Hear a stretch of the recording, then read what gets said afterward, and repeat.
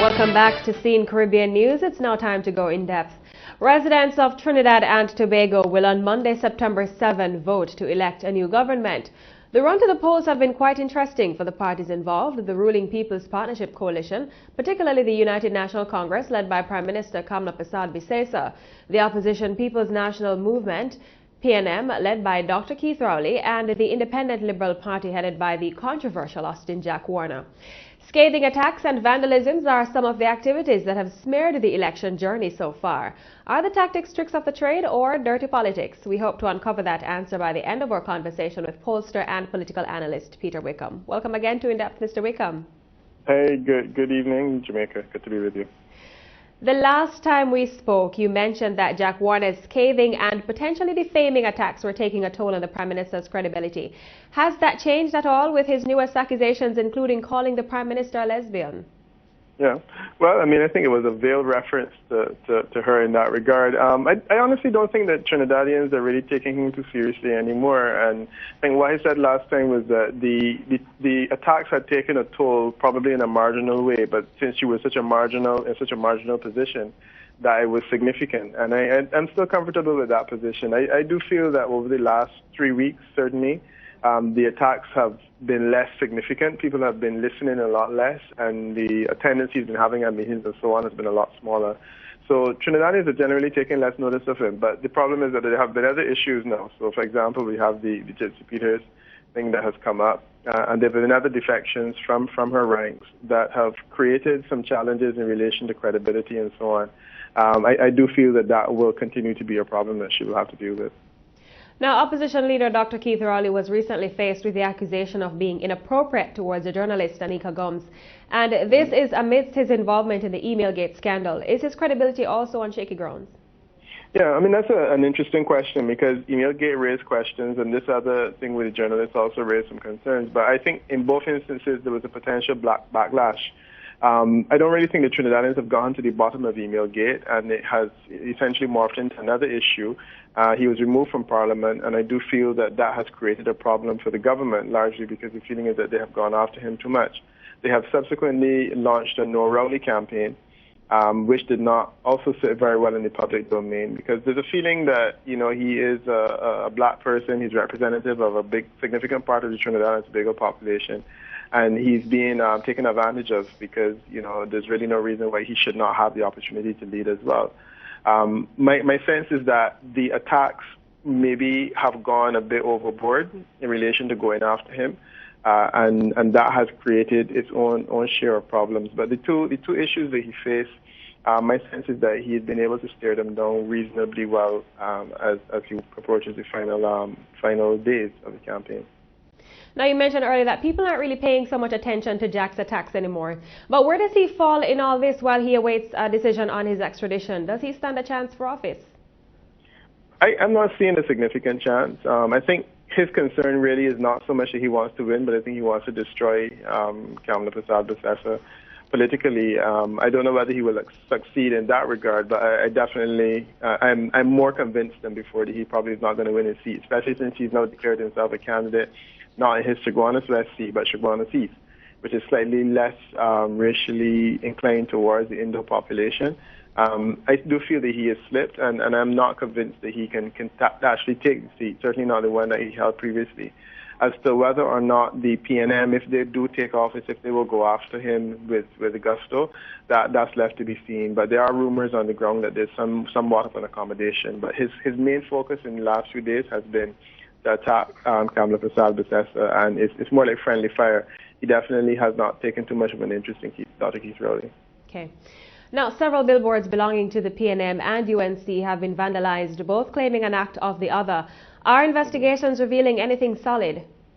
Not to my knowledge, and I don't think that they will. You know, in the course of an election campaign, people will complain about vandalism and stealing of posters, tearing down of posters. That type of thing is normal, but I don't know that there's ever been any serious investigation. There are observers on the ground. My sense is that observers have more important things to deal with than those allegations. So I wouldn't really worry too much about it. Can the attacks on the credibility of both Mrs. Prasad-Bisesa and Dr. Rowley be described as typical election politics, or are these teams playing dirty politics? Yeah, no, I think that this campaign has been nasty by Trinidadian standards. Trinidad, I think, over the years has had a relatively have had their own standard in terms of political activity. Let's put it that way. It's not Jamaica, it's not Barbados. It's certainly very different. But I think even by Trinidadian standards, the attacks have been pretty nasty. I've heard things about both leaders in this campaign that certainly we have never heard before. And you would recall that the former UNC leader Basil Pandey was also accused of being inappropriate with a female. But the way in which the Anika Gums matter was prosecuted suggested that there was something really very different about the way that the allegation was being raised. And certainly the extent to which it appeared as though she was on the payroll of the UNC. Those are the kinds of concerns that would lead me to think that, look, this is a different campaign. And I think the stakes are high. You're looking at two political leaders who face an exit from politics Monday night if things don't work out. And I think that that's the reason that you're seeing a level of political desperation that in Trinidad and Tobago is not been seen before. Now, the UNC started to be facing a major blow with the loss of Winston Gypsy Peters. Are you seeing this development having a major impact on the UNC's chance for re-election? Yeah. Well, I mean, one pollster said over the weekend that it didn't have a major impact. Quite frankly, I can't see how it wouldn't. Gypsy Peters was a stalwart. He was a certain amount of stability. He had a certain amount of black credibility, street cred, one could say, which the UNC relied heavily on. The attack that he made on Kamala Prasad-Bissessar was quite vicious, quite nasty, heretical and so about her. My feeling is that it must hurt. The pollster has suggested that it didn't. I'm inclined to think that it must have hurt, especially going into the final days. We're looking at a campaign that's really being fought in about 9 or 10 seats, the marginals in the East-West corridor. And I think that those people in the East-West corridor are sensitive to these kinds of issues. And as I said, I would be very surprised if some damage wasn't done by Gypsy Peters. Probably more so than Jack Warner in these final days. I think that will hurt. Are voters expressing any opinion on Dr. Rowley's refusal to attend to his responsibilities with the Integrity Commission? I haven't heard any comment being made about it, but I don't think that anyone is seriously expecting him to do so in these final hours. His attorneys have written and asked for more time. My presumption is that this is just a legal strategy to essentially buy time, and next week, this time, he will either be Prime Minister or alternatively, he believes in politics anyhow, so it will be less concern to him. So I don't know, I haven't heard any response to it, but I think that most voters felt it would be a little bit unreasonable to ask someone in the middle of an election campaign to deal with a return that was close to 10 years old. I'm not quite sure how he was supposed to have done it, and I think that most people agree it wasn't really a tasteful strategy for them to raise these questions now. A lot of the publicity for the ruling multi-party coalition is focused on the UNC. What's happening with the other parties involved? Yeah, well, I mean, the other parties involved are non-entities for all intents and purposes. The POP was dealt a fairly devastating blow in THA elections just recently, and no one expected the POP to recover. NJAC is running in PNP strongholds in the city, and that has been NJAC's utility in the whole exercise, and I don't again think that they will figure very prominently in the election campaign. I think the real focus is on the COP. When last I measured, the COP's support had dropped to almost the level of the ILP, which means that the COP is probably not going to figure too significantly. So the buzz of the coalition, and I remember it worked well in the last election campaign in 2010, and it also worked in 1986. And the magic of a coalition in Trinidad and Tobago is that it always works very well in terms of bringing about a landslide. It worked well then. I do not believe that the magic is still there. The coalition has been damaged. The credibility of the partners have been damaged significantly.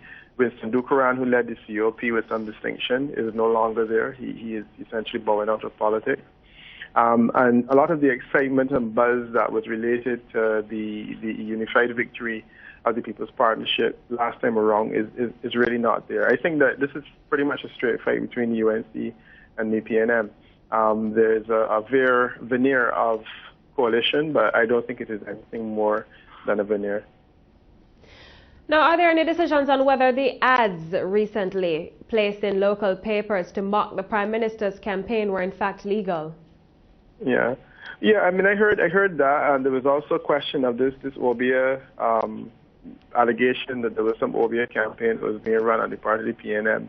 So on both sides, you've had challenges being raised about the authenticity and the decency of campaign ads. On the case of the PNM, it was, have they broken rules and regulations by running these ads that have been mocking, in a sense, the style of the UNC. And in the case of Keith Rowley, in the case of the UNC, there were questions as to whether the suggestion that Rowley was some kind of witch doctor, whether that was tasteful or whether that was inappropriate.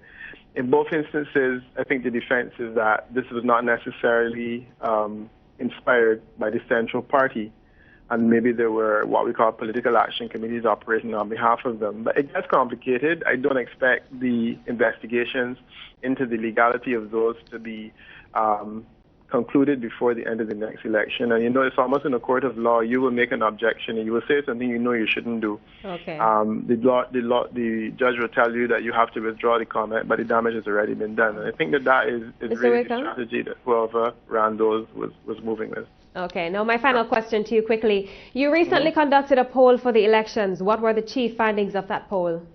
Yeah, well, that poll is well over a month old now, so I don't know that that's particularly relevant. And I made reference earlier to other pollsters that are suggesting that the race is still very tight. I'm comfortable with that. It is going to be a tight race going in. Thank you so much for speaking with us, Mr. Wickham. All right, take care. Good to be with you. You too. Have a good evening.